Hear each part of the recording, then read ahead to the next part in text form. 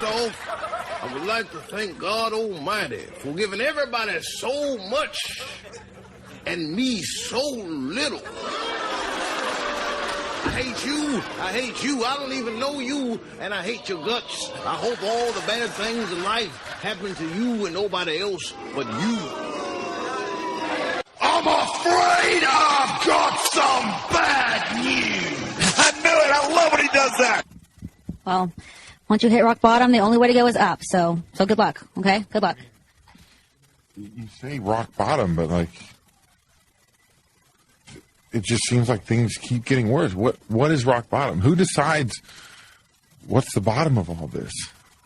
I mean, seriously, you go, okay, today is Friday, and I woke up in Cleveland, and I'm going, how much worse can it get? Don't pound me down, you piece of shit! Shut your mouth! Look at me, Tony! Look at me. I want you to fire me. You fucking mark. Fire me. Fire me. How you think they gonna feel when they introduce your boys? That's the new WWE Undisputed Tag Team Champions. I don't know who's. They might be cheering. Yeah. They might be booing. Yeah. Little kids might be crying. Oh, yeah. We got grown men out there crying. Yeah. But they still might be hating on the Usos. Hating on us. Why? Because we went out there and did what we said we was going to do. Yeah. Buffalo, all your babbling is interfering with my machine. So for the next few minutes, please just do me a favor and kindly shoot. Greetings and salutations, ladies and gentlemen. Welcome to episode 342 of the Hoots Podcast. It's Thursday, January 5th, 2023. Happy New Year's, everybody. It's yours truly, the nefarious brother Adam, a.k.a. Joshie Lopez. Welcome you back to the Fortress of Joshie, ready to drop our first edition of the podcast at Hoots in 2023. It's going to be another fun year. We are 8 episodes away from reaching episode 350, which will be taking place. Make sure to put it down on your calendars as you're listening to this right now. March 2nd. Save it in your calendars. Write it down. And that's down with a D-A-H-N. Don. Okay, write it down. March 2nd, 2023. It'll be a Thursday. We will have episode 350 of the Hoots Podcast as we continue our road to 500 episodes. But we're not on the road just for that milestone. We're also on the road for many different things. We're on the road to the Royal Rumble. As a podcast, we are on the road to 1,000 subscribers on our YouTube channel at the Hoots Podcast. Make sure you subscribe as you're listening to this right now. We want to say thank you for giving us a chance. This podcast comes to you free of charge every single Thursday. Anywhere you get your podcast from, Google, what? Apple Podcasts, what? Stitcher, what? Let's see, iHeart Radio, what? Anywhere you get your podcast from, type in Who's Podcast and be there.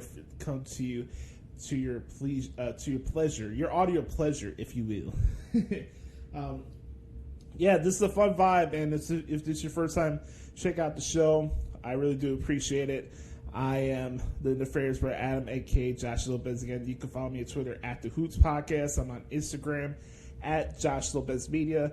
Make sure to check out my work at ProWrestlingTranscriptions.com. That's my main line of work outside this podcast, and I'm very fortunate for everybody who continues to check out those transcripts. That means a lot to me. So check it out, ProWrestlingTranscriptions.com. And we're going to pedal through here to 2023. We're just about 4 weeks away for the Royal Rumble. And for those who are watching or listening to this right now, I want you to tell me, reach out to your boy. Let me know, what is your favorite Royal Rumble memory? I gave you 2 questions. Let's see who's actually paying attention and watching the show this week. Hit me up on Twitter. Hit me up in the comment sections down below on our YouTube page. What's your favorite Royal Rumble memory? And who do you want to see win the Royal Rumble match this year in San Antonio? For both the men and the ladies. 2 questions right off the bat. 1, what's your favorite Royal Rumble memory? And 2, who do you want to win the men's and women's Royal Rumble matches in 2023. We got a lot to discuss. Of course, I just mentioned WWE right there. We'll get into that in just a little bit following this segment. Also, we got to recap Wrestle Kingdom 17. It's been a wild couple days for your boy. I'll get into that a little later on. And, of course, we'll cap it up with a brand new edition of What the Hell's Wrong with AEW, as they made their debut in Seattle, Washington last night. And for those who are wondering, usually on this podcast I am joined by the director of all operations, Brother Carter, but he is via satellite this week, but don't fret. He did send his submission for What the Hell is Wrong with AEW. And I like to say, for everybody that watches the show, if you like that segment for what it is and you want to participate in it, I am not opposed to sharing your rants. If you have an AEW rant that you just need to get out of your chest, if there's something that's been bugging you about AEW that you can't, it's festering inside of you, just need to let it out and get it off your shoulders, send it in the audio form. It doesn't have to be just me and Brother Carter taking the audio voyage of the thing that proclaims as an alternative wrestling product. So we're always open to having more people be part of that segment, and it's a very interactive segment, if you will. So very excited to get to that later on. But as per ritual here on the Hoots podcast, we start off with the Back Porch Q&A session. And as always, if you ever want to participate in a Back Porch Q&A session, all you have to do is send me questions at the Hoots Podcast or the Hoots Podcast at gmail.com. And as usual, we start off with the good bird Chris Zaletta at XTZaletta24X on Twitter. He says, thoughts on Money in the Bank heading to London and the pay-per-view sticking around, it looks like. I got this question for Chris and Mike. By the way, shout out for Chris and Mike coming into the clutch this week and sending questions for the podcast this week. We didn't get a lot, but I appreciate you guys for hooking me up here, and I am going to answer your questions as thoroughly as I can. I got both of them asked the same question here, so we'll tie this here. Look, I think it's cool. First off, I'm happy for the fans and the audience in the UK. We always know in the saying that actions mean more than words. And, there's been a lot of buzz about having more premium live events in the UK in general. And I think it's awesome that O2 Arena in London is going to have Money in the Bank next year. And I think that's just, I think it's going to be cool. I'm not one of those that feels that Money in the Bank as a pay-per-view has to be scrapped from the calendar to list. So I'm not opposed to it continuing on. I'm just really happy for the fans in the UK because, a lot of times people will go on Twitter and make campaigns of why certain shows should go to their cities. And then there's other reasons, financial, weather, logistics, stuff like that, why other markets may not get certain shows like the Royal Rumble. By the way, the Royal Rumble is Chicago has never had or hosted a Royal Rumble before. We've had Royal Rumble watch parties in Chicago, but we never had the Royal Rumble event in Chicago for many different reasons. It's also a reason why Chicago was the last arena-based WrestleMania. But, a lot of markets claim that they want WWE to come to their program, come to their country or their city or whatever, but they don't show through with tickets and buying the merchandise and stuff like that. It's a two-way street, and I think the turnout for Cardiff for Clash of the Castle was proof evidence that it's a good return on investment for WWE to have more shows in the UK. So I think it's a cool thing. Like I mentioned a couple minutes ago, I don't have an issue with Money in the Bank continuing on as a premium live event. And I think London is definitely a better location for this type of pay-per-view than Albany, New York, or Hartford, or Rhode Island. Sorry, Chris. But, you know, you need good markets to have this type of pay-per-view. That's why, of course, the 2011 one always stands out to people, not just because of the whole night of CM Punk, but just that pay-per-view in general. That crowd at the Allstate Arena was something else. Next question. Favorite match from Wrestle Kingdom? My favorite match from Wrestle Kingdom was FTR against Hiroki Goto and Yoshihashi. I'll explain why a little later on, but there's a lot to choose from there. Where does Will Ospreay and Jay White go after their losses? Again, another one I'll get to when we recap Wrestle Kingdom.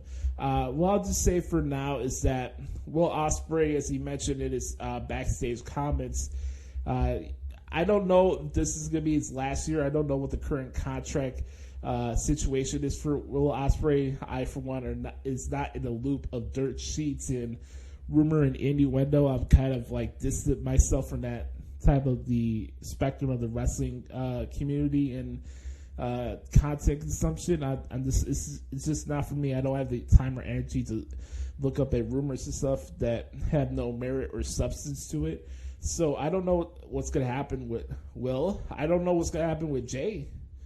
You know, I got questions from you, Chris, over the last couple months, and from other people about whether or not Jay White would go to the WWE or show up at the Royal Rumble. If he does, I think that's awesome. I think Jay White would be a great fit in WWE. I think Jay White would bring a different element to his form of professional wrestling to WWE as the New Japan transaction than AJ Styles did initially when he showed up at the Royal Rumble in 2016. So Jay White and how he carries himself as a storyteller and the way he structures his matches is something I think that would fit good in the WWE system. And I think that if you look at the spectrum of New Japan right now, I think Jay White has just ran the gamut of people of who he could fight and have feuds with. And good on Jay White for him to be a focal part of the world title scene over the last 3 or 4 Wrestle Kingdoms consecutively is pretty impressive, to say the least. And I've been a fan of Jay White since day one, especially the day he turned on Chaos. He betrayed Bullet Club initially. All that stuff. Jay White is the man. I've always been a big fan of his work. That's a great question, Chris. I'll expand more as far as what I think is sooner of what they could be doing next, but that's just what I can say for now. All right, next question. Who possibly becomes the one to retire Mickie James? Well, here's my question back to you. Where does she retire? Does she retire in Impact or does she retire in WWE? Who's to say a year or two from now, Mickie James comes back to the WWE and Cora Jade is the one to put her away. You know, I look at Impact, and the only one I can see that I think it could fit her character and give her a nice notch on her resume, you know, character-wise, is Killer Kelly. Now, Impact has a great knockout division. It's very stacked. There's a lot of depth to it. You could pick anybody, and I guess you could put in this position, and they all would benefit from having that notion that, hey, I'm the one that made Mickie James retire. Monster Slamovich is an obvious pick, obviously. You know, you got Deonna Purrazzo, anytime you want to rekindle that, but they just had a match on Impact recently. I just think out of everybody, I think Killer Kelly's the one that deserves that opportunity to be the one to put Mickie away. But again, who knows what's going to happen to Hard to Kill, you know. I'm very excited for that Knockouts World title match a week from tomorrow as I'm recording this. By the way, Impact, can you please stop doing pay-per-views on Fridays? I would really appreciate it. Please stop. All right. The reason I'm laughing here, we get my annual traditional question. I get this every year for Chris, and it's not a knock. I love it, and I'm chugging because I get this every year. I know I get reminded that Black Monday is coming for the NFL from Chris before I hear from it on ESPN. Which NFL coaches are getting fired after this weekend? You're fired. Man, I heard something about Lovie Smith possibly being fired, or he knows that he's getting fired, but I mean, I feel bad for it. That guy was in a lose-lose situation there in Houston. That organization is Jojo Dutch, if you will. That is a bad organization. So I guess you could put Lovey there. Does the Commanders want to fire Ron Rivera? I know it's been a very dicey season for them as well. I don't think Rob Saleh's going to get fired. I think the issue here, I don't think this particular Black Monday will be as active as last year's was, Chris, because of the fact that there's already been multiple coaching changes this year so far. I think obviously this weekend will curtail a lot of things. Does Kevin Stefanski get fired if they lose to the Steelers?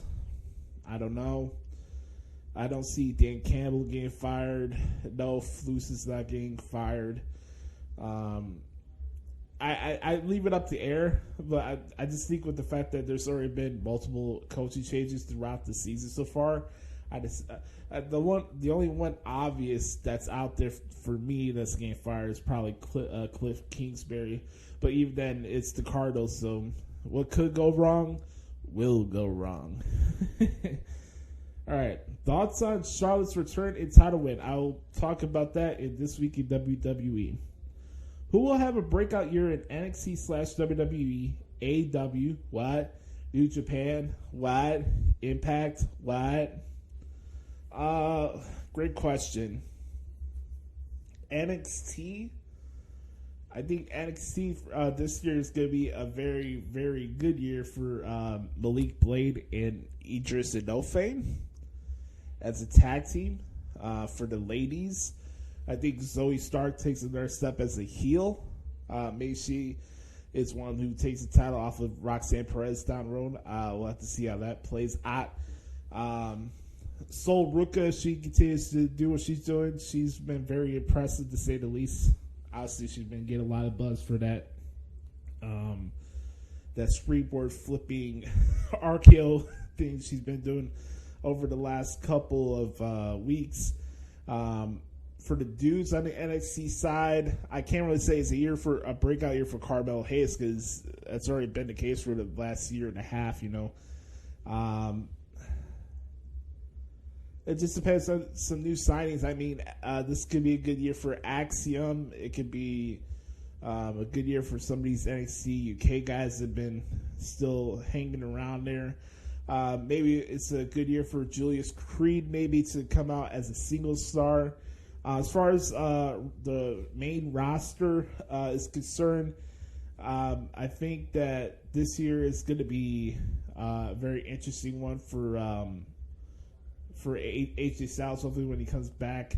Not from a breakout standpoint, but just him like regaining momentum for his career. As I look at the scene right now, I can say like Gunther. I think Gunther just more for him like transitioning into the main event scene. I will say Cross. I think Killer Cross is going to have a very, very good year in 2023. LA Knight continues to take steps. Just some of those off the top of my head are ones that really stand out. I guess you could say Montez Ford, but he's a breakout performer in his own right. Yeah, those are the brief ones that I could think of at the top of my head. I think they're breakout performers for WWE. AEW, I mentioned it last week. I think it'll be Sky Blue for the ladies. As far as the dude, probably be Darby Allin or... Darby Allin. No, not Darby Allin. My bad. Sky Blue or maybe Lee Moriarty. I'm not really impressed by the AEW roster as a whole, to be honest with you. If Jack Perry could break out as a singles performer, I think that'd be awesome from him. But there's a lot that's up in the air, and there's a lot to be left desired when it comes to the AEW roster. New Japan, I think Ren Narita is going to stand out for sure. I think this could be a good year for Doki. It's the Doki Choki, Kevin. It's the Doki Choki. God damn it, Kevin. He's a unit. He's a unit, Kevin. Oh, man. Thank you, Chris, for the questions this week. As always, I appreciate it, my brother. All right. Next, we go to Mike at Main Event Swerve. Make sure to follow him there on Twitter. He says, thoughts on was Mercedes Moné's debut a bit underwhelming to you? What is the ceiling on the World Domination Tour? Oh, man, we're starting off hot in 2023. By the way, there's something non-wrestling related that I'm going to be talking about at the end of the segment, so stay tuned for that. Back to this. Was her debut at Wrestle Kingdom underwhelming? No. It was exactly what I thought it was going to be. And there's a reason why I didn't tweet about her making her debut or had a grandiose statement or take on the whole ordeal. Because I feel like in 2023, people really need to take a step back and like realize that while, yeah, I'm in the world of content creation and that I have a voice and I have a platform like this to speak my voice, there's something that's called being disciplined, and that not everybody needs to have a take on every little thing that happens in wrestling at the exact moment it happens. And it has to be a black or white, like, point of view behind that take, you know?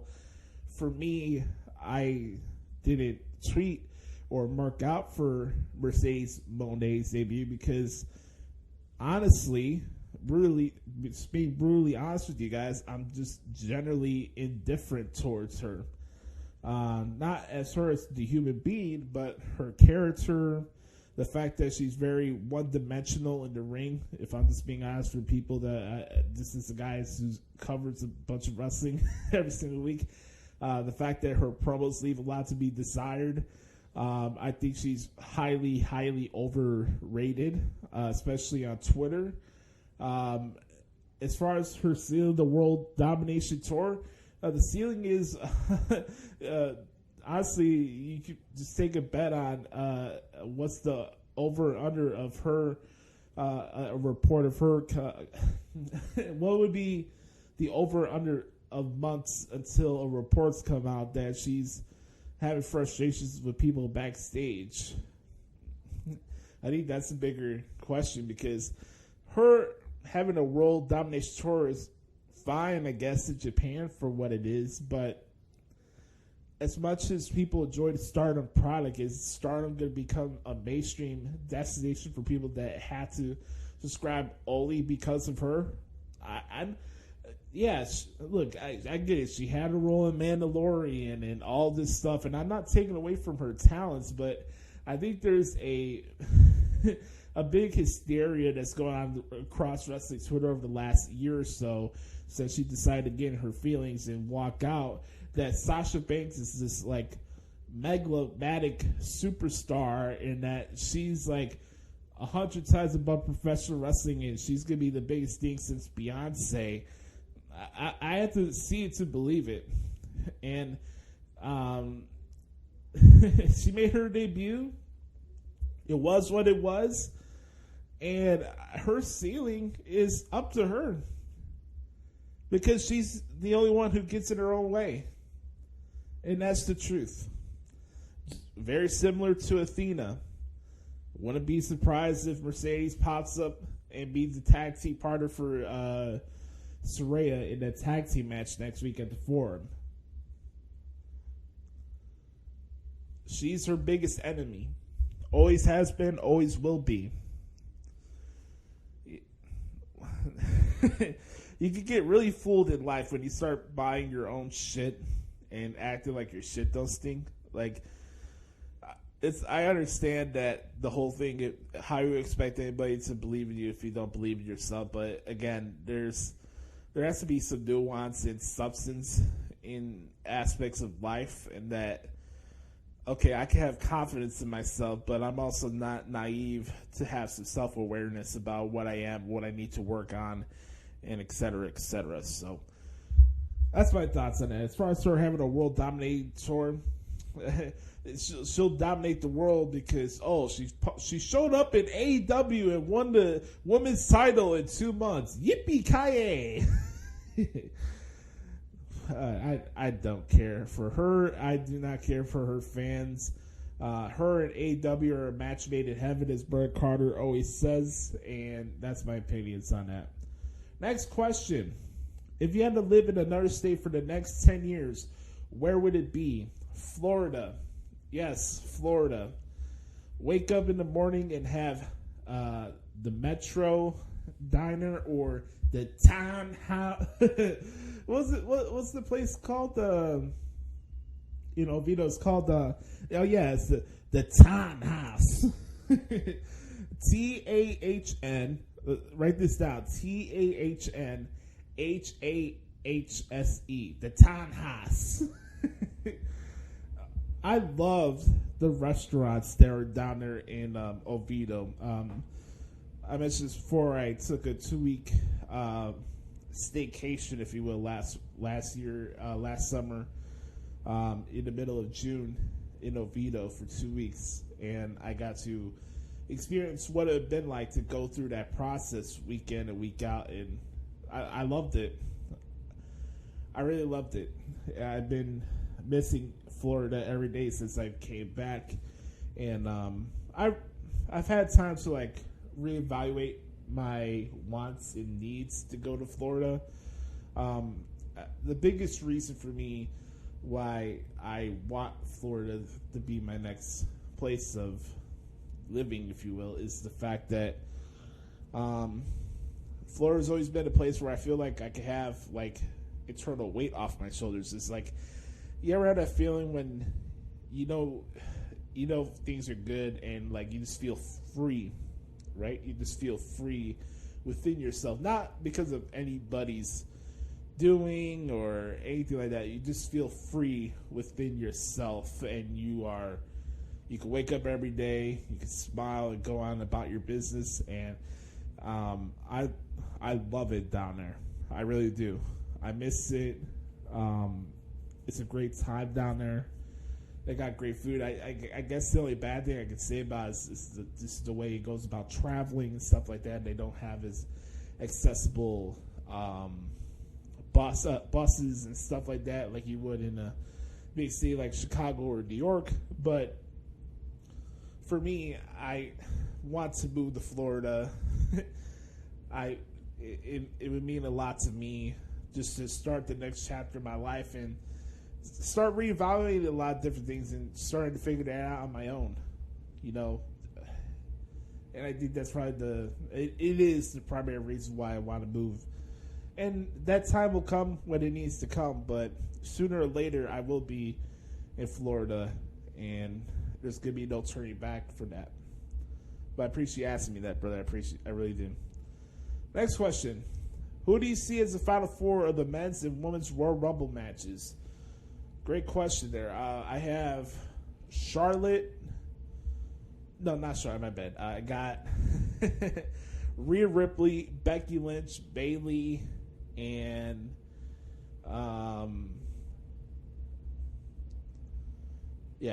Becky Lynch, Rhea Ripley, Bianca Belair, and Liv Morgan. That'd be my final four. Then for the dudes, Kevin Owens, Sami Zayn, Jey Uso, and Cody Rhodes. Pretty simple there. I'm really excited for the Royal Rumble. I can't wait.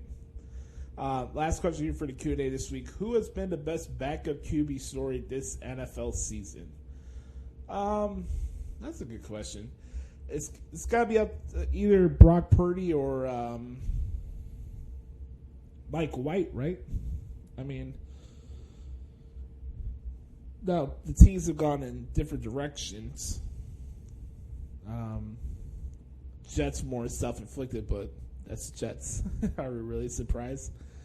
No, I look at this. I look at this question, and I even though he's been starting for the majority of the year, for me, the best, if you're looking at a backup quarterback and how this season's played out so far, to me, it's Geno Smith. I don't know if he's going to win Comeback Player of the Year award, but that's definitely, for me, my pick. I would go with Geno Smith. If I had to pick the best backup who's had the best story this year, it's definitely Geno Smith. But I want to thank Chris and Mike for the questions this week. I always appreciate you guys. You guys killed it. As always, if you want to participate for the Good Brothers, not the Good Brothers, the Back Porch Q&A session, all you have to do is hit me up at Twitter at the Hoots Podcast, or hit us up at thehootspodcast@gmail.com. There's one last thing I wanted to mention that I need to get off my chest, and this is going to come off more of a rant style, so I apologize to the fans. But before I get to what I really want to say, I do want to say from the bottom of my heart that I hope and pray that everything is going well with Damar Hamlin, the safety of the Buffalo Bills. If you've been living under a rock, it's been something that's been talked at, I wouldn't say ad nauseum at this point, but if you've been living under a rock, obviously Damar Hamlin, the safety, second-year player out of Pitt, he unfortunately collapsed and a cardiac arrest in the football game on Monday night, and had to be taken to the hospital. There's been a lot of updates since. He's responsive. I don't know if anybody said he's spoken yet, but he's been responsive, holding hands with family members, and we're just, sending our T's and P's out to him and his family. His family was there at the game on Monday, which is a horrible thing to imagine, seeing one of your family members fall down like that. And, just in general, you never want to see that happen in life to any circumstance, let alone a football game. Football is a violent sport. I played football in high school. Yeah, I wasn't a professional football player, but this dealing with football aches and pains, there's an inherent risk that a lot of football players just accept the fact that, you're going to get banged up, but you never expect that, one hit and then you're in the hospital for a week and you're unconscious for 2 days and stuff like that. It's just really, really sad. So my thoughts go out to Damar and his family, and I'm glad to see that his progress has been rapidly increasing over the last couple of days. So that's wonderful to see. My issue regarding this topic has nothing to do with him. So if what I say next offends you, I think you're misunderstanding the approach I'm coming from with here. I've mentioned my thoughts and my stance on him in the situation. And my issue with this whole topic and how it's been covered is not about the fact that the game stopped playing or this whole merit thing and unwritten rule about, we have to finish games for the sake of fairness and all that crap. I really don't care about that either. My issue with this whole situation has been the coverage in some aspects of this. Look, I understand how serious this issue is, and I can appreciate from a standpoint that a lot of these networks want to treat this situation very seriously and not be as sensitive. Obviously, this happened on the big stage like Monday Night Football, so obviously a lot of eyes are on it, and this has reached a lot of different avenues of media coverage, not just the NFL. But as I've sit back and watched, a lot of these shows spent their entire run time of their shows just talking nonstop about this situation. I'll admit I've been starting to not get fatigued from the conversation. I understand that you're being sensitive and you care about the guy, but I've been kind of getting annoyed in a way about it too. I feel like a lot of it has been mirrored in fakeness, and I feel like there's been a lot of phoniness that's come with the approach of how people have been discussing this issue, the whole situation as a whole. Whether Bart Scott intended or not to indirectly blame T. Higgins, whatever, that guy's a fucking douchebag, and I'm sick of seeing him on my television. So that's first off. I need to get that off my chest. Secondly, Skip Bayless is a twat. Skip Bayless has always been a twat, and Skip Bayless will always be a twat. Let's get that out of the way as well. I guess the bigger thing I wanted to mention here that's really been on my head as I've been observing these talk shows going nonstop and spending their entire runtime of their shows about the situation, and there's a realm of just phoniness that I've gotten from some of these shows. I'm not going to go into particular shows, but I'll say this, like, I think the only genuine thing I've seen this week when it comes from genuine care and just handling the situation the right way are two things. How Ryan Clark handled the whole thing on Monday night was really good. And then the other day with Dan Orlovsky praying. Outside of that, I've had this on in my back of my head. Okay, you are dedicating your entire shows for 3+ days now of nonstop topics, debating what should or shouldn't happen with future games because of this situation. And I'm like, it's one thing for showing your care and showing that you're not insensitive, but also at the same time, I know in the back of your head, all of you guys are filing your paychecks and getting your paychecks and depositing them every day, and you get paid every day, and nothing's really being done about it. Like, I feel bad when I watch a show that's run by ESPN or Fox or whatever, and they spend their whole day talking about this poor dude, and I don't see any of the people from that network like donate money to this poor kid's like charity and stuff. Like, you're spending the entire day talking about the guy and showing your concern and this and that, but are you putting money where your mouth is? I just feel it's gotten a bad taste in my mouth of how the coverage has gone on with this whole situation, to be honest with you. I appreciate the level of concern. I just don't see it happening. It just comes off like pretend like, okay, this is something that happened. We need to go about this and make sure that we don't get any flack from people and try to be sensitive of the player's family and stuff like that. Maybe I'm alone in this, but I feel like people have been putting a front on. Not everybody in the media, but a lot of the shows I feel like are like they're content with making the money they get, but they'll put a front on and talk about this poor guy for 2+ hours every day while they're getting their paychecks and not helping out with his cause. It just doesn't sit right with me, and that's what I wanted to get off my chest. But on that note, we're gonna wrap up this edition of the Back Porch Q&A. When I come back, we will discuss what happened this week in WWE plus Wrestle Kingdom 17 right here on the Hoots Podcast. We'll be right back. Welcome back, everybody, to the Hoots Podcast. Just seen this article that dropped on the Wall Street Journal. We're doing this live, pal. Very interesting. Let me take a swig of water really quick, and then we'll get into this.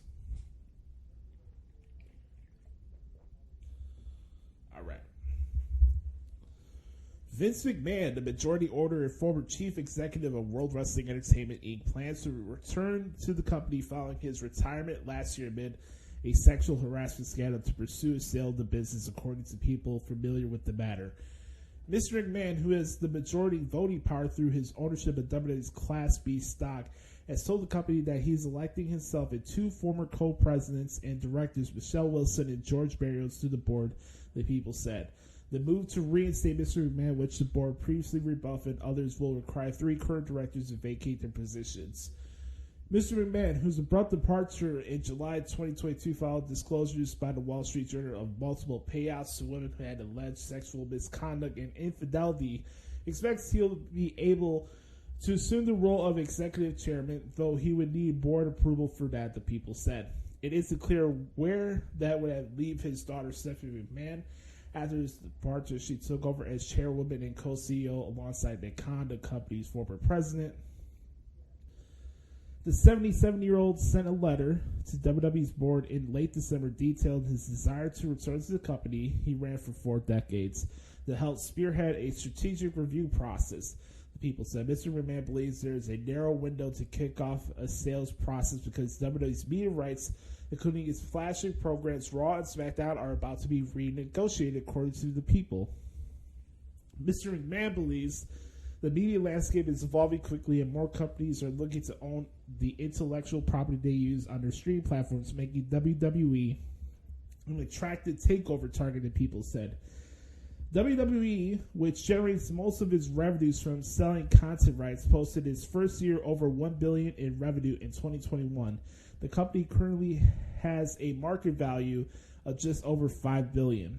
The board responded last month in a letter to Mr. McMahon that it was prepared to initiate a review process and would welcome working with him on it. However, it said it unanimously agreed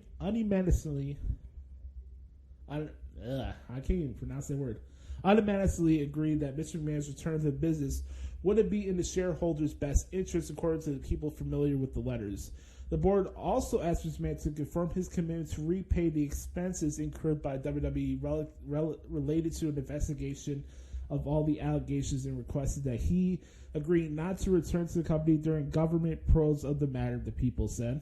Mr. McMahon said in response that he remains willing to continue working to complete any reimbursement for reasonable expenses related to the investigation to the extent they aren't covered by insurance, but he declined to agree to not return to the company. He has communicated to the board that unless he has direct involvement as executive chairman from the outset of the strategic review, he won't support or approve any media rights, deals, or the sale, the people said. Mr. McMahon retired as WWE's chief executive and chairman in July amid a board investigation of sexual misconduct claims against him. The Journal reported that he had agreed to pay more than $12 million in secret settlements since 2006 to his accusers. The Security and Exchange Commission and federal prosecutors launched inquiries into the payments. WWE later disclosed additional payments in 2007 and 2009 totaling $5 million that said were unrelated to the allegations of misconduct that led to its internal investigation. WWE's board ultimately found that the payments, though made by Mr. McMahon personally, should have been booked as WWE expenses because they benefited the company. Mr. McMahon had told people that he intended to make a comeback at WWE, the Journal reported last month. He said that he received bad advice from people close to him last year to step down, according to people familiar with his comments. Yeah. Is anybody surprised? No. I'm not surprised. Lethal dose of poison. Oh, man. Well, again, what does this mean as far as... What do you think it is? Do you think it's him stepping in and saying that he wants to be in charge of what's going to go down with the actual sale process? of what's going to happen, or the fact that he wants to go back and be in the creative position.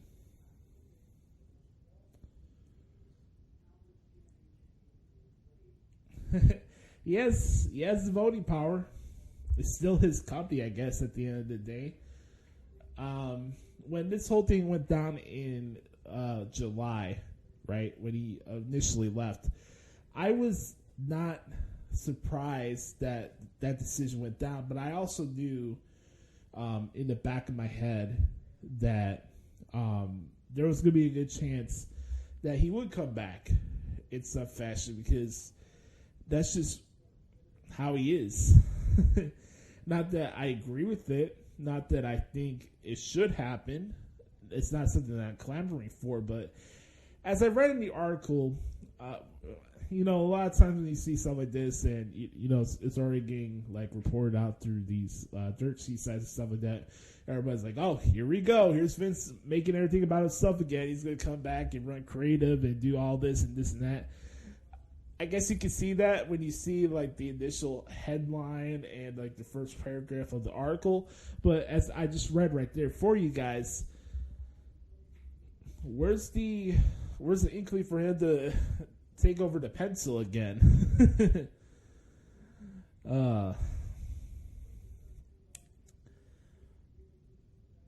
I mean, we'll have to see what happens. Nobody should be surprised that Vince McMahon wants to get back to his baby. Whether he regains the original position he has is up to that board. It's not up to him. Yeah, he has voting power of the company being sold, but what is it?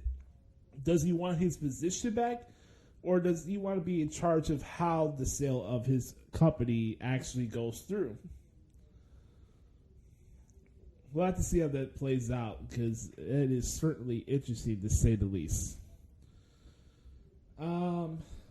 So welcome to This Week in WWE. Let's talk about stuff that went on in the product this week. Next week, by the way, on Tuesday is New Year's Evil. Very interesting show coming up. We got Braun Breaker putting his NXT title on the line against Grayson Waller. There's going to be a 20-woman battle royal where the winner will take on Roxanne Perez for the NXT Women's Championship at Vengeance Day, which is going to be their next premium live event in February. From there, we go to SmackDown last week with the return of John Cena. Man, what a pop. Honestly, that energy from the two entrances from John Cena transition to Roman Reigns entrance that we used to get, the long one with the bloodline and everything, that was just, you want to talk about like energy and stuff like that, it doesn't get better than that. I was having a blast on Friday night covering SmackDown. I thought SmackDown overall was a really fun show. We had the return of the Queen, which was tremendous. Seeing Charlotte Flair back really made my week, because that was just tremendous. Sheamus and Sikoa was pretty good. That's the first match. So Sikoa won with the small spike after Sheamus being distracted by a melee with the Usos and the Brawling Brutes. Coming up tomorrow night, as I record this, Sheamus and Drew McIntyre will finally get their opportunity that they're supposed to get at the Usos and the tag team titles. So that match is going on tomorrow night. That match is going to be on like Donkey Kong. Bray Wyatt and LA Knight got made official this past Friday night for the Royal Rumble in the Pitch Black match, which is a match idea stemming from one of WWE's sponsors in Mountain Dew. They got a new drink that's called Pitch Black. I think it's iced tea, I think. But anyways,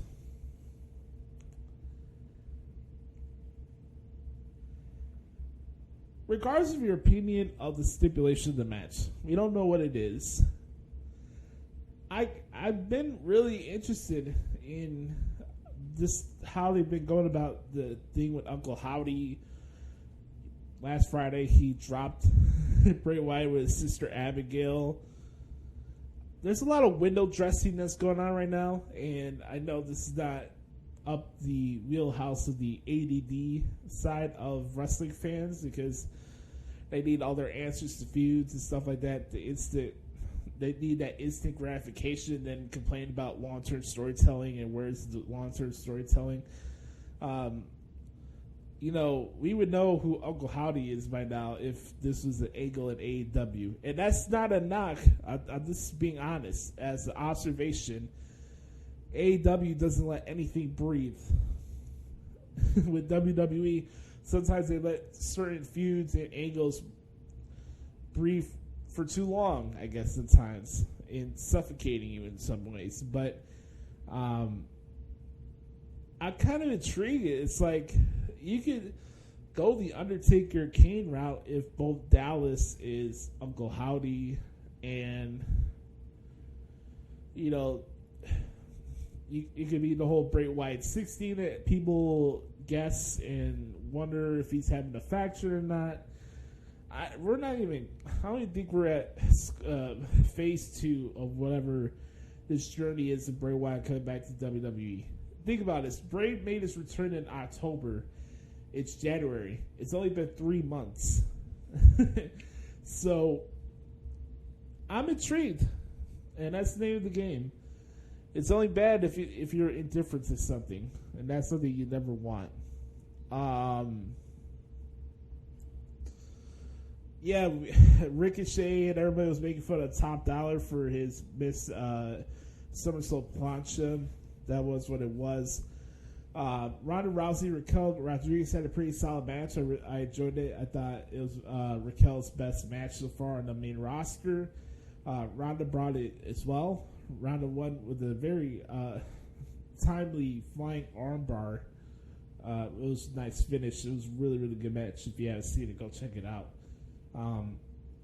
Then we had the return of the Queen. And lo and behold, Charlotte Flair challenges Ronda Rousey to the spot, and she captures her 14th Women's Championship in her career. By the way, the waterfall game is still on top. Charlotte Flair never misses in that department. But, man, I was so happy to see her back. She's the measuring stick of women's wrestling, and it was so cool to see her back, and excited to see where things are going to go with her as we head towards the Royal Rumble. But yes, very nice to see the Queen. Hopefully Gunther's okay. I saw that nasty share shot he took from Ricochet. That was pretty interesting.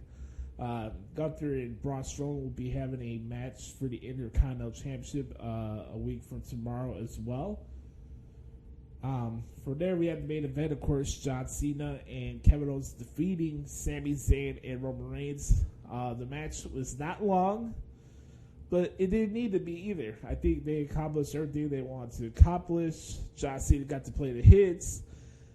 Sami took the L for the bloodline, and that's going to leave questions up in the air. And, earlier in the night, Sami was like, hey, Roman, are you getting bothered when people start chanting for him during their segments and stuff like that? And it goes back to what I mentioned earlier. Even if you're playing a character, when you start buying into your own hype, Bryan Danielson, when you start doing that, it could bite you in the ass. And that's the first little seed right there that's planted for Sami Zayn. Just tell the Oos, man, watch out. So that's what happened on SmackDown. Really quick, talk about Raw this past Monday night from Nashville. Good thing that Adam Pearce for finally showing some cojones. I am not dealing with this shit anymore. Then we had Bianca Belair and Alexa Bliss. A little clunky a couple times in this match, but I was happy the ladies got an opportunity to start off the show and have some time attached to the match. And while maybe the match wasn't up to your liking, but hey, who mistaken Alexa Bliss to be Ricky Steamboat? Are you? I'm not gonna come here and trash Alexa Bliss's wrestling style, but were you guys expecting Belair against Steamboat or Belair against Bret Hart? I don't know what you're really expecting. The match wasn't that offensive or that horrible, but all right. Regardless of that, it wasn't about the match. It's about what happened after the match. Multiple DDTs on the steel ring steps. Lexa snapping and laying out referees. We are far from over between those two ladies, and I think the business that they did in that afterbirth brawl was more accomplished and more worthwhile than the match itself. From there, we had other stuff on the show. Souls of Code defeated Elias in a Music City street fight. We had the first vignettes kind of hinting close to the road of Cody Rhodes making his return to WWE. Excited for that. Kevin Owens and the Street Profits lost to the Sami Zayn and the Usos. They're trying to have a hostile takeover after being embarrassed on Friday, and didn't work out at first, but Sami did get the job done. So we'll have to see how upset the Tribal Chief is tomorrow night for SmackDown, which is going to be in Memphis. I always talk about maximizing your TV time, right?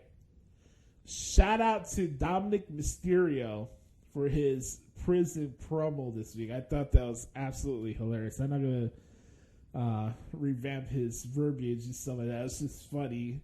He's doing some good TV, man. I got to give the kids some credit.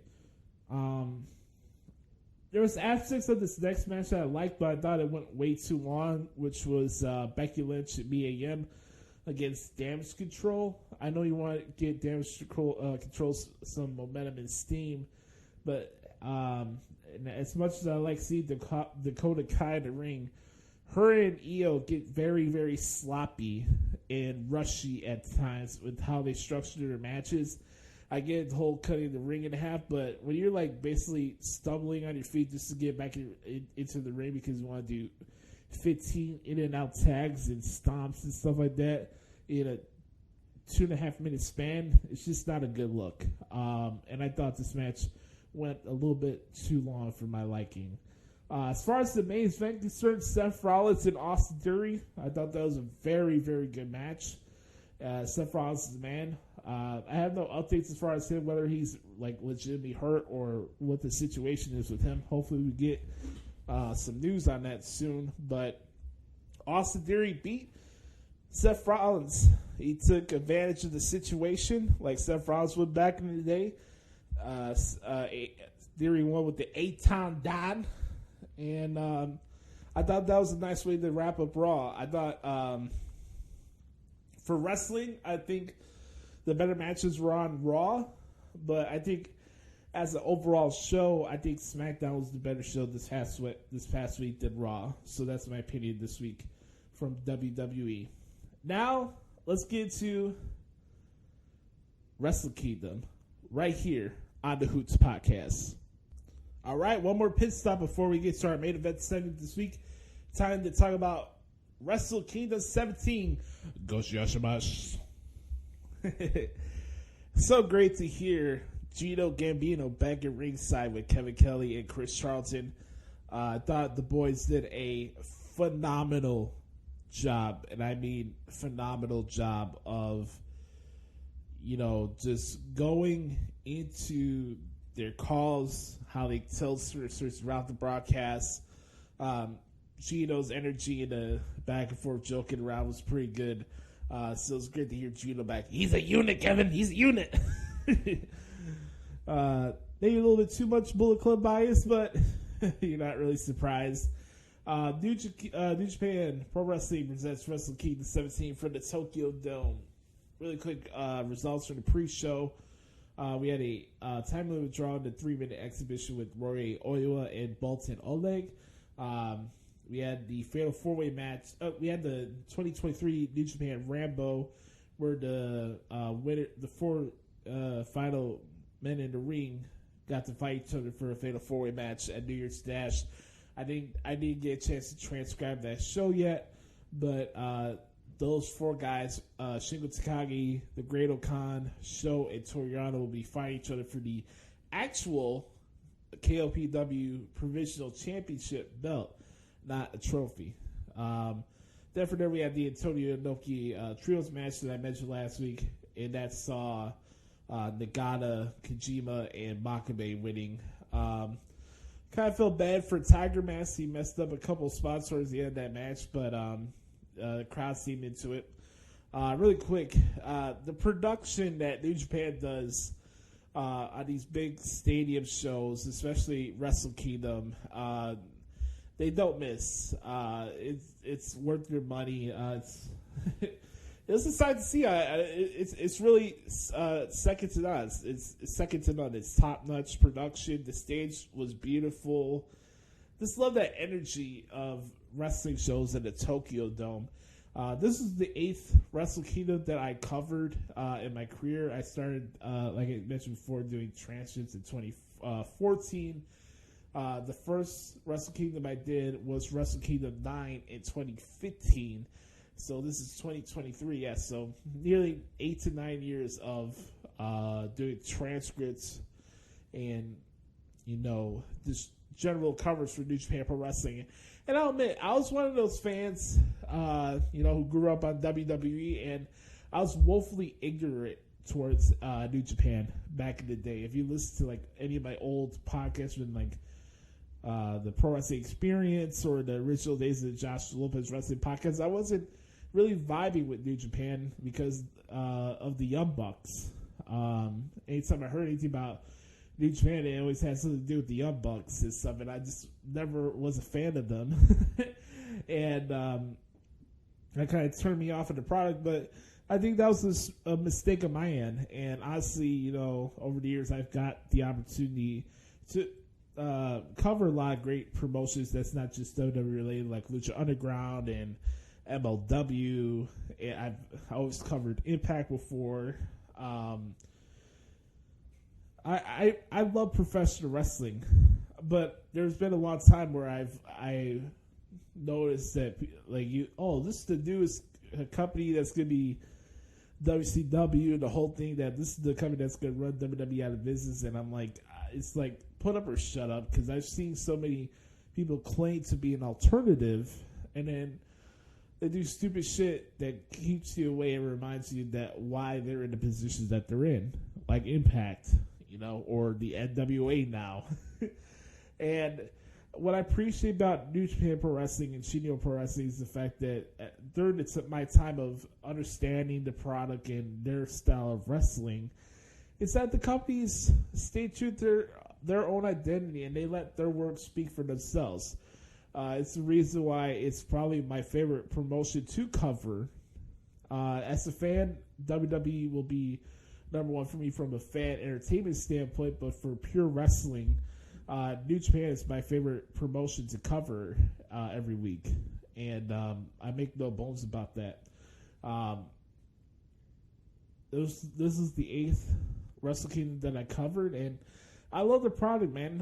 I'm very grateful for the fact that, these last 8 years getting to cover New Japan has really helped me get better at my transcripts and being a wrestling transcriber in general and learning how to study different philosophies on wrestling and movesets and sequences, and it was fun, man.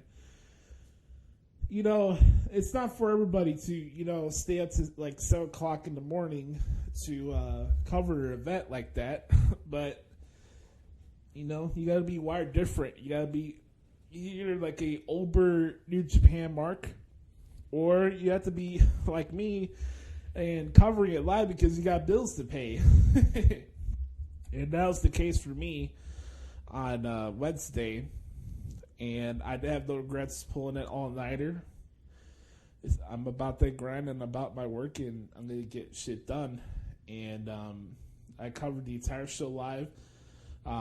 Leo Rush and Yo had a fantastic opener with TJP and Francesco Akira. Leo got busted really open with that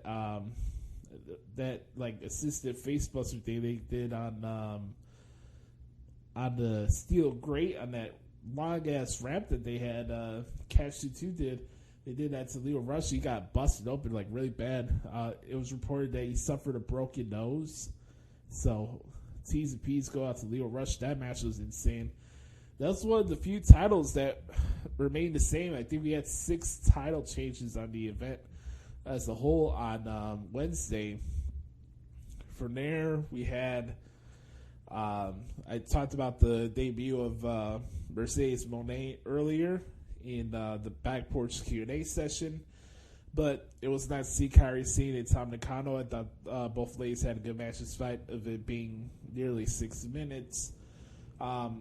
FTR against Hiroki Goto and Yoshihashi. This was the first title change of the show. This was my favorite match of the show, just from this like transcript point of view.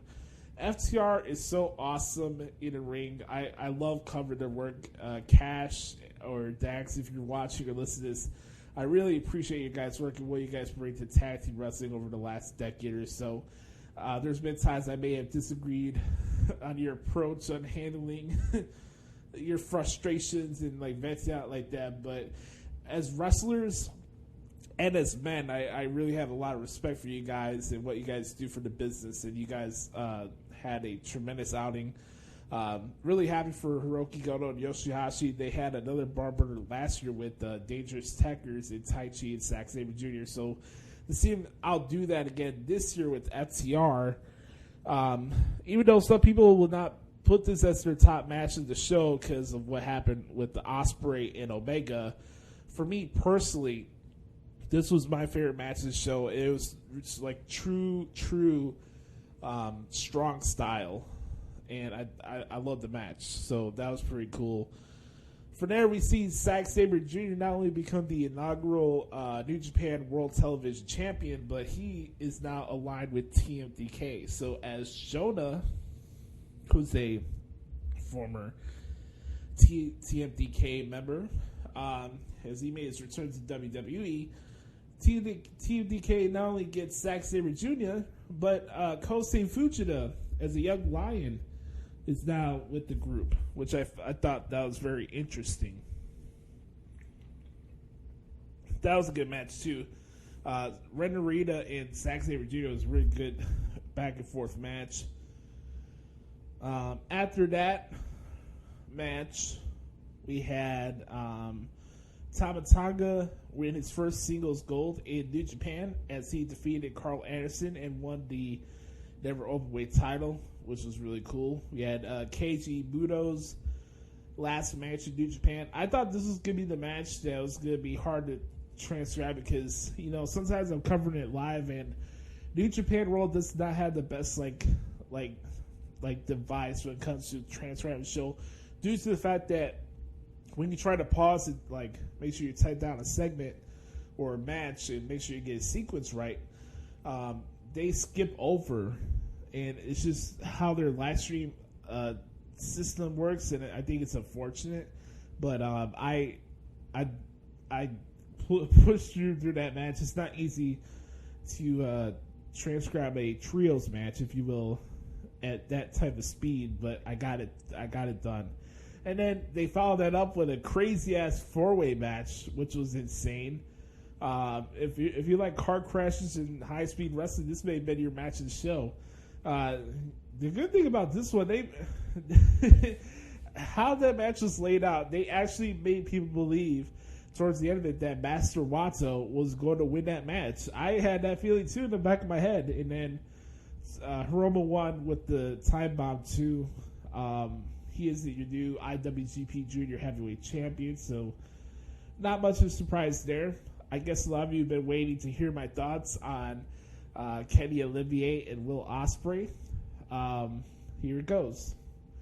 Like I said before, while I'm not a fan of Kenny Olivier in AEW and generally indifferent to most of his work and how he conducts himself in interviews, I will say that I thoroughly enjoy more of Kenny Omega's work in New Japan than I do in AEW.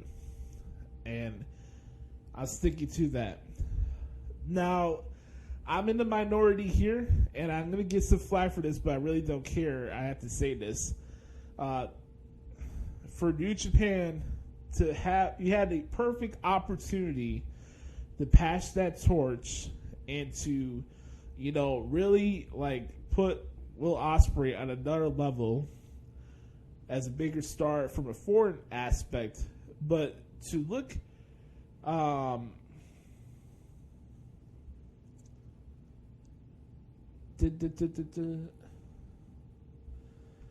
really quick. Sorry, I just got a notification about something. Sorry about that. As I said before, like, Kenny Omega in New Japan is fun to transcribe. This match was phenomenal. I mean, how it's laid out, this match went for 35 minutes. And, you know, the nasty spot of doing that avalanche DDT on the exposed turnbuckle steel was nasty. Ospreay got a bad cut and he was busted up in the majority of that match. The athleticism was off the charts. Even the storytelling. You look at this and this is like your stereotypical like Meltzer like fest, right? This is like everything that like wets Dave Meltzer's beak. Even with that, I still enjoy this match, and there was a story that was being told. And the story is that it just wasn't Will's time. Now, I will say this again, and this is going to bother some people, but Kenny Olivier did not need to beat Will Ospreay and become the IWGP US champion. I think that gives New Japan a bad look, and I felt like that decision was to prop up AEW and give another notch to Tony Khan for Booker of the Year. That's just how I looked at it. That's not to take away from the match, because the match was a lot of fun to transcribe, and I thought it was really good. And if you haven't watched it, it definitely lives up to the hype that people are talking about it. Now, is this the best wrestling match that I ever transcribed or the best wrestling match I ever saw? No. But it was really, really good. It was a phenomenal match. But I already knew that, so they don't get like extra brownie points because I already knew that this match was going to be fantastic. Same thing applies with the main event. I have no issues with Okada recapturing the title.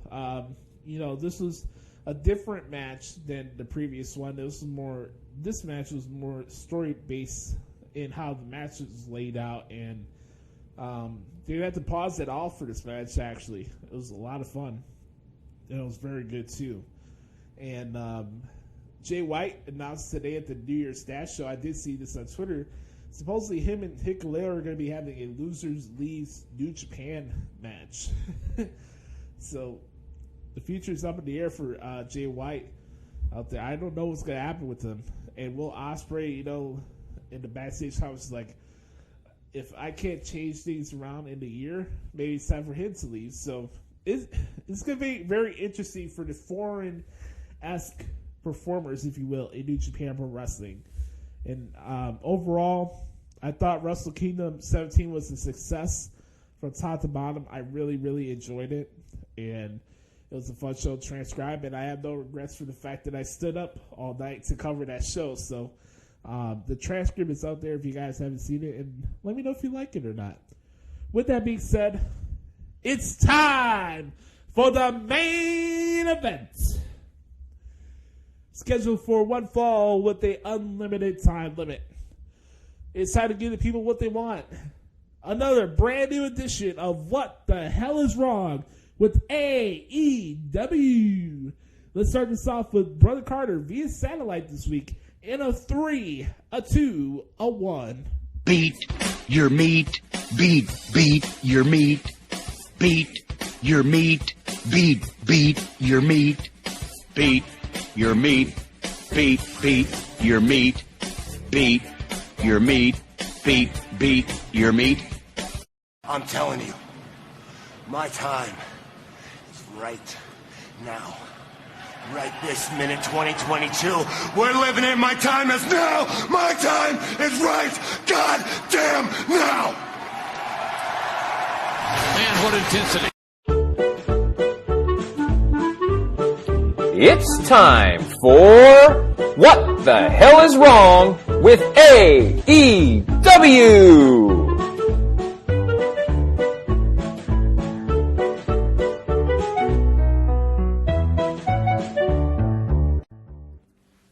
What the hell is wrong with AEW?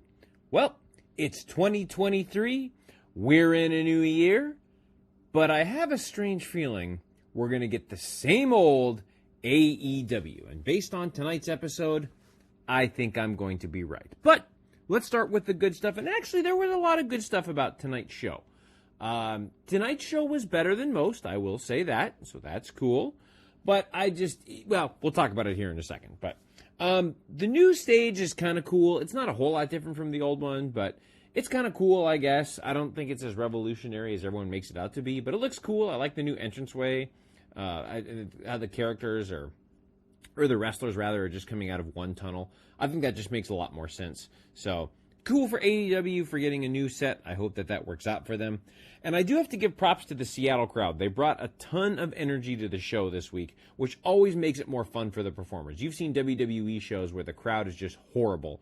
And it just doesn't, any promotion really, when the crowd just isn't really into the show, it's just not as fun for the performers or for the audience as well. So the Seattle crowd, props to you. The energy that you brought was really great. So good for you for that. Good match with Ricky Starks and Chris Jericho, but we'll get into, they were so disrespectful to the performers, I think, especially they're chanting for Aubrey Edwards, and we'll talk about more in a little bit. We'll talk about that more here in just a little bit. Ricky Starks is so good, and he deserves way better than to work with Chris Jericho, the useless Jericho Appreciation Society, who was awful at the end of their post-match brawl, because why would we not get a post-match beatdown from the Jericho Appreciation Society? He deserves way better than to work with Jericho and to work with this god-awful promotion. Good promo from Hangman Adam Page. I enjoyed that. I'm actually invested in his match with Moxley next week, so that should be good. Man, I love the Acclaimed. They made Jeff Jarrett look like a complete jackass, and I love it. Not only in their music video, but it caused Jarrett, his wife, everybody to just start coming out. Max Caster crossed the line, blah, blah, blah, blah. Karen Jarrett is not exactly the most upstanding human being in the world. So everything Max Caster said, I think, was spot on. And then he comes out and does a great rap to diss TNA and Dixie Carter and all that stuff. It was great. Max Caster is awesome, and he made Jarrett look like a complete jackass, and I loved it. Danielson, of course, gets a quick win against Tony Nese. And I actually thought that the promo with MJF and Danielson, MJF, of course, is great, but Danielson, I thought, was great on the microphone this week. I thought that was really, really good. And the Iron Man match stipulation is brilliant, because Danielson can make MJF look like $1 million for an hour, and we really get to see MJF elevate to the next level against one of the best pro wrestlers of all time in this Iron Man match. So I think this is a great idea, and I'm really looking forward to seeing that at the next pay-per-view. The MJF line with Lance Storm and Dean Malenko was hilarious. Talking about if Lance Storm and Dean Malenko could procreate, they would have a character they'd have a wrestler that's less charismatic than Daniel Bryan. I thought that was great. And then Danielson taking shots at MJF's mom, I thought was pretty funny as well. Okay, let's get to the shit. And oh boy, is there a lot of shit. Okay, so I talked about Ricky Starks earlier, and the crowd did bring a lot of energy, but they chanted for Aubrey Edwards. Seriously, how much bigger of marks can you get when they tried to put over Aubrey Edwards in the opening 10 minutes of the show? And we're going to talk more about Aubrey Edwards here in just a little bit, but this was ridiculous. While I appreciate the energy of the crowd, they should be ashamed of themselves for trying to put over Aubrey Edwards. She does a good enough job of trying to do that anyway, and failing miserably. I will knock your dick in the dirt. What exactly does that mean from Hangman Adam Page? That was weird. So AEW has production problems during this promo, and Moxley had to instead drop a bunch of F-bombs, because why wouldn't he? You know, when his mic isn't working and dropping F-bombs on live television, the censor tried to delay, the 7-second delay tried to work, and he failed miserably because they couldn't catch Moxley in time. Once again, the crack production AEW team coming right to the forefront, right? Ridiculous. I've never seen anyone try to put themselves more over than Aubrey Edwards. She comes out, immediately gets in Jericho's business. She got in Jericho's business in the first match, and in this match immediately got into Jarrett's face. She let herself get pushed around. The crowd booed. She exerted her authority, and the crowd went batshit crazy, which I thought was so stupid. The finish in the Acclaimed match was completely botched, but other than that, the match overall was okay with the Acclaimed and Jarrett and Lethal. Apparently, we're getting a rematch on Rampage where no holds barred because AEW can't help themselves from having no holds barred matches. But yeah, I've never seen anyone try to get themselves more over than Aubrey Edwards. It's actually kind of pathetic. Why does Britt Baker always get the last word in with promos that she does with Jamie Hayter, even though Hayter is the champion? Shouldn't the focus be on your world champion and not Britt Baker? There's Tony Khan booking for you. Speaking of Tony Khan booking, we're apparently going to throw Hook, who's one of their most popular acts, even though we rarely see him on television, in another random tag team match, this time with Jungle Boy. Sure. Why not? Because we can't figure out what to do with Hook, a completely over talent. All right, we get a tumble fest with Swerve Strickland and AR Fox. They took unnecessary bumps and risks for no reason. Don't care. Useless backstage segment with Saraya. The writing's on the wall for this one. Hikaru Shida will attack Toni Storm. She can't compete. They'll bring out Sasha Banks. And then overrated Banks will once again be on television. And I'm sure we'll talk about this more when I am back next week on the Hoots podcast. Live and in living color, baby. Spoiler alert, I'm back in live and living color next week. But yeah, that's going to happen. Shida's going to attack Toni Storm. They can't compete. Here comes Sasha Banks. What the hell was that promo with the guns? That was just weird with the whole FTR thing. That was just strange and out of place. I didn't quite get it. Okay. So Jade Cargill teams with Red Velvet against Kiera Hogan and Sky Blue or whatever it was. I don't know. It's just so obvious that Jade Cargill was better than all of them. She is, great look. She was clearly better than all of them in the ring. But you just wait, and Josh and I were texting about this, but you just wait. Sasha Banks is going to come in, defeat Jade Cargill for the TBS title because she's Tony Khan's flavor of the month. And all those women that have worked their tails off over there will go to the back of the line because Tony Khan can't help but bringing in the hottest names, paying them a boatload of money to get a pop, and then relegating them to AE Dark. I cannot wait for Sasha Banks to get relegated to AEW Dark and her fans to turn on her right away because, she clearly couldn't cut the mustard in AEW. No, that's not it at all. And I'm sure we'll talk about that more next week, but there you go. And to close the show, we get Darby Allin, who, of course, just wants to be a stunt show wrestler and clown, against Samoa Joe. Now, of course, you can tell it was going to be a stunt show because Darby Allin came out and attacked him with the skateboard at the very beginning because, again, he can't help himself but being in hardcore matches. Once the match got going with Joe, it was fine. It was short. It was just fine. And, of course, congratulations to Darby Allin for winning the TNT Championship again. Fine. I've said in the past, I'm done with Darby Allin. He's a good athlete. He moves real quickly, and he has good ring presence, but it's clear he just wants to be in hardcore death, stupid garbage matches, but he wants to get paid like an AEW wrestler. It's very obvious, and his career will be over before it begins because he'll take one stupid and unnecessary bump. But we all know this, and I hope that this means that that Joe dropping the TNT title is the beginning of the end of Samoa Joe in AEW, and he can go back to WWE and be a badass that he is. So, those are my thoughts from Dynamite this week. Some bright moments, but more of all the same old crap, which is what I expect to see in 2023 from this godforsaken company. Seriously, what the hell is wrong with AEW? This has been What the Hell is Wrong with AEW.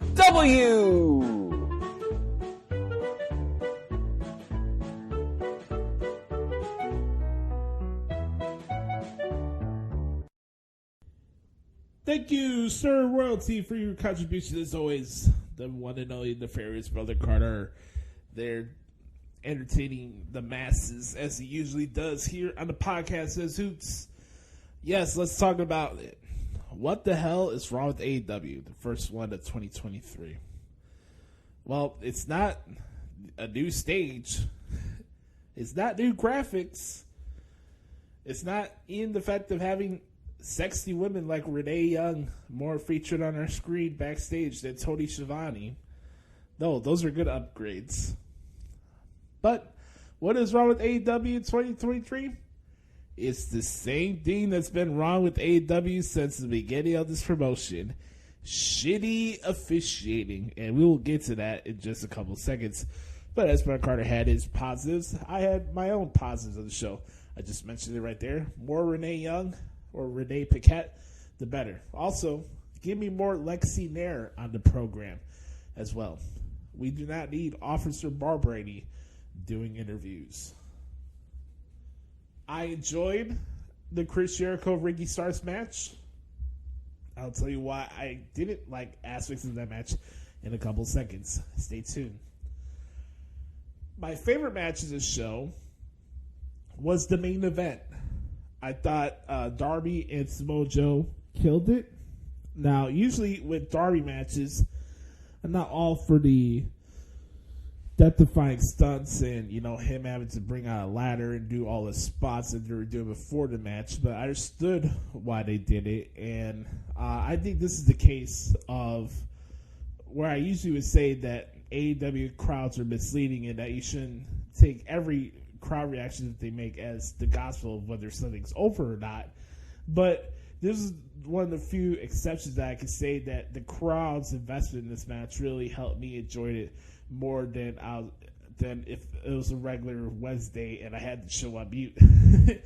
Maybe I should have had the show on mute and then I would have a different reaction to this Darby and Samoa Joe match. But for me, I enjoyed it, and I'm happy for Darby for the fact that he got his title back, and good on him. I think that's pretty cool. And then I liked the match for nostalgia reasons of Shade Strickland and AR Fox. I am a Lucha Underground mark. If you guys want to know what the alternative actually looked like in professional wrestling, it was Lucha Underground, and it's a shame that brand is not here anymore. But, yeah, that's the good stuff on the show. Let's get to the crap. You know what it's the one thing that I needed more of in 2023? Aubrey Edwards. VR Goggles Jones herself. We get it. It's her hometown. It wasn't just her getting the spotlight from Seattle. The Seattle crowd was great. Bryan Danielson got a pop. What? Swerve got a pop. What? Darby Allin got a pop. What? Nick Wayne, who's on a future contract, got a big pop for the crowd. What? But Aubrey Edwards. Oh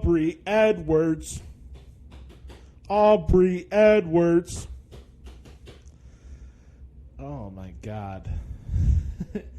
You guys let me down there. Like, seriously. Not only that, but there's nobody that can convince me that this girl is not a mark for herself. I'm just being honest. I just called it like I see. She is a mark for herself. Not only the fact we knew that she was probably getting a lot of on-air screen time for the fact that it's her hometown, and a lot of times AEW likes to butter up their town when they're in their hometowns. Nothing wrong with that, but for her to be a major factor in the first 3 matches of the show, what the fuck are we doing? It's bad enough I already have to expose how crappy the officiating is in AEW every single week, but if you look at the show from top to bottom, with the exception of the women's tag team match and the main event, the first 4 matches of the show had the same layout and same officiating problems and same outside interference. You guys want to go after Triple H all the time, right? With his booking of outside interference and stuff like that during matches. AEW is the king of afterbirth brawls and interferences making the referees look stupid. Okay, Chris Jericho and Ricky Starks. I was enjoying the match, but they can't help themselves. Once a good thing starts happening, and then stupid shit starts. Okay, I guess you could shrug off being hit by a baseball bat while being put in the walls of Jericho. I don't even want Chris Jericho to be on my TV, let alone seeing him win a match. But it's okay for Daddy Magic Matt Menard, who probably has the weakest muscles in the world. He clocks Ricky Starks with a baseball bat behind the referee's back. Oh, yeah, we're going to really pretend that Aubrey Edwards did not see that. Fucking Ray Charles probably saw it from his cassock that went down. Like, who are we fooling here? Not only that's not a DQ, 2.0 interfering a third of the match, we're not ejected from ringside, but even for Ricky and Chris, like, what are you doing? You got your signature move on. You're trying to make the guy submit.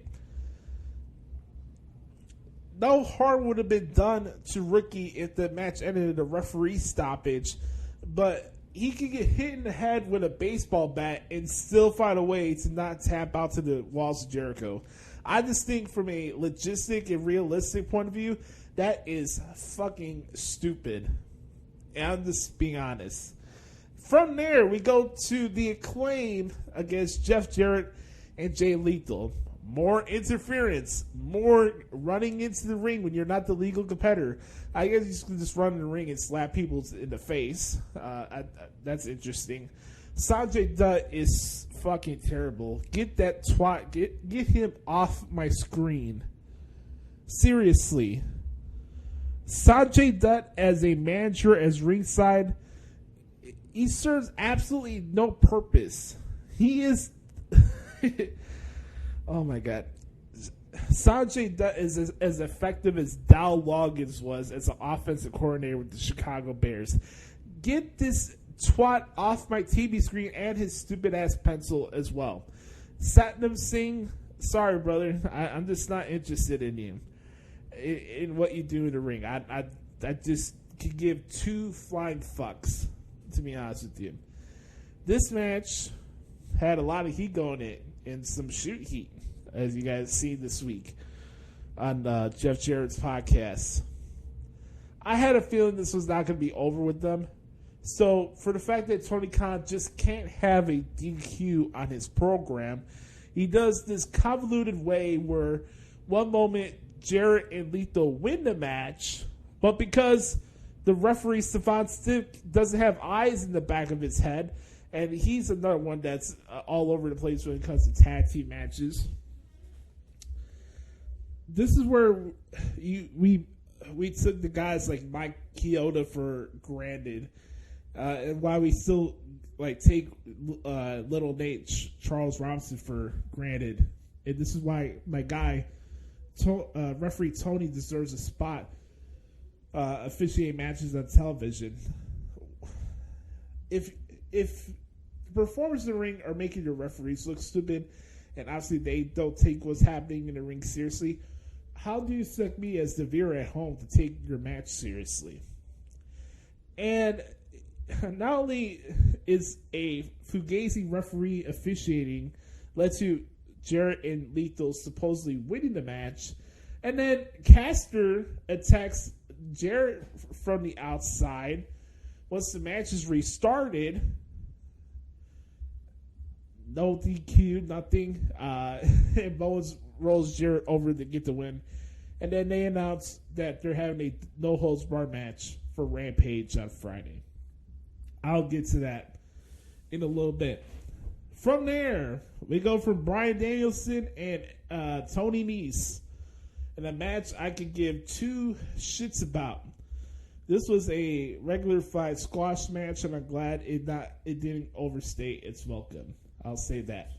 We did find out that Bryan Danielson will have to go through hoops to become the number one contender. If he can win all his matches heading towards Revolution in San Francisco, he will indeed fight MJF in a 1 hour Ironman match for the AEW World title. Now, MJF and Bryan Danielson will be a fantastic match. Of course it will. But do you really care? Like, going back to earlier in the show, Chris Jericho loses to Ricky Starks, but God, man, we just need the JAS to get their heat back. And then, you know what's effective? You know what? You want to start your programming in 2023. New stage, new graphic Jones, everything, right? We're fastening up the product. We got Jake Hager power bombing Ricky Starks through a table on the floor. they get in their own way. They get in their own way. It's really unfortunate. From there, we go to I forgot something that I wanted to mention, the positives. I enjoyed the Hangman Page and actually there's a couple backstage promos I really enjoyed from the show last night, which was the Hangman Page and Jon Moxley in ring, and then the Jamie Hayter, Rebel, and Britt Baker backstage with Tony Schiavone. I thought was pretty good. Max Caster's rap again, top notch. The line about Chef Jarrett's wife being dragged more than Skip Bayless, I thought that was pretty good. Yeah, I have my concerns about what's going to happen here with MJF and Bryan Danielson. I want to be proven wrong, but I would not be surprised if Bryan Danielson finds his way to walk out of San Francisco with the championship. I hope to God that does not happen. Was just generally indifferent in the women's tag team match. Did absolutely nothing for me personally. I thought the match went way too long, but that's that for that match. I talked about the main event as well, and that's pretty much it. Let's do the Excrement impression before we get out of here, okay? Coming to you live on Rampage from Portland, Oregon. It's Bryan Danielson and Jon Moxley taking on Top Flight. Preston Vance of La Fracción Ingobernable is in action.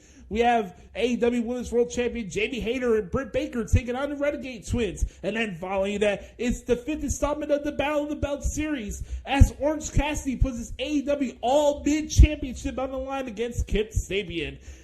The TBS champion Jade Cargill will be putting her title on the line against Sky Blue, a TBS champion defending her title on TNT.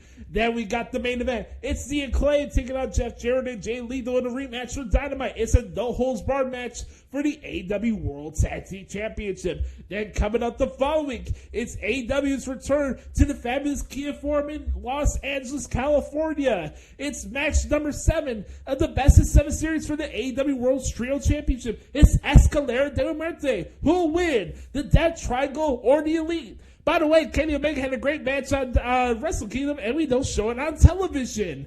What the hell are we doing here? And following that, we have Britt Baker and Jamie Hayter taking on a team of Saraya and Toni Storm. As Absolute Ricky Starks will respond to the actions that happened to him this past week for the Jericho Appreciation Society. FTW champion Hook teams up with Lee Moriarty taking on... Let's restart this from the beginning. We gotta do this right. Coming to you live on Rampage from Portland, Oregon. It's AEW Rampage. It's Bryan Danielson and Jon Moxley taking on a team of Darius and Dante Martin in Top Flight. Preston Vance will be in action. The main event of that show, Jamie Hayter and Britt Baker taking on the Renegade Twins. Then following that on TNT, it's the 5th installment of the AEW Battle of the Belt series as AEW All-Mid Champion Orange Cassidy puts his title on the line against Kip Sabian. From there, Jade Cargill puts her AEW TBS Championship on the line on TNT against Sky Blue. And the main event of that show is the Acclaim with Billy Gunn taking on the team of Jeff Jarrett and Jay Lethal in a no-holds-barred match for the AEW World Tag Team Championships. This match coming from the controversy for this past week on Dynamite. Then from there, coming up next Wednesday, live from the fabulous Kim Forum in Los Angeles, California, we have Bryan Danielson taking on Konosuke Takeshita. From there, we have FTW champion Hook teaming up with Jack Perry to take on the Ferns, Big Bill and Lee Moriarty. Then from there, we have Saraya and Toni Storm taking on Britt Baker, DMD, and Jamie Hayter. And the main event, it's match number 7 in the Best of 7 series for the AEW World Trio Championship. It's Escalera de la Muerte as the champions, the Death Triangle, defend their titles against the Elite. By the way, Kenny Olivier won the title at Wrestle Kingdom, and we showed nothing about it on Dynamite. More matches to be announced via Tony Khan on Twitter. Make sure to get your tickets right now at AEWTIX.com. Repeat, that's AEWTIX.com. Whew. A bunch of action, but no consequences. That, my friends, is what the hell's wrong with the AEW. All right, folks. I want to thank you guys so much for hanging out with me this week. Hope you have a wonderful weekend. You can follow me on Twitter at The Hoots Podcast. Make sure to hit me up on Instagram if you like at Josh Lopez Media. Make sure to check out Josh Lopez Music as well. Make sure to follow Brother Carr's work at DerekStoughton.com. Make sure to check out my transcript work at ProWrestlingTranscriptions.com. Make sure to leave us a 4 or 5 star review on Apple Podcasts and where you get podcasts from. Subscribe to our YouTube channel so you never miss an episode. We appreciate that. We're on the road to 1,000 subscribers on YouTube. Make sure to subscribe to the channel right now. We really, really appreciate that. It's really the most important thing to remember here on the Hoots Podcast as we're about to send this off. Remember, be the authentic product that is yourself. And remember, nobody dictates the pace of your life but yourself and the man upstairs. I love you guys. For Brother Carter, I'm Joshie. This has been episode 342 of the Hoots Podcast. We'll talk to y'all morose people next week. Yes, sir.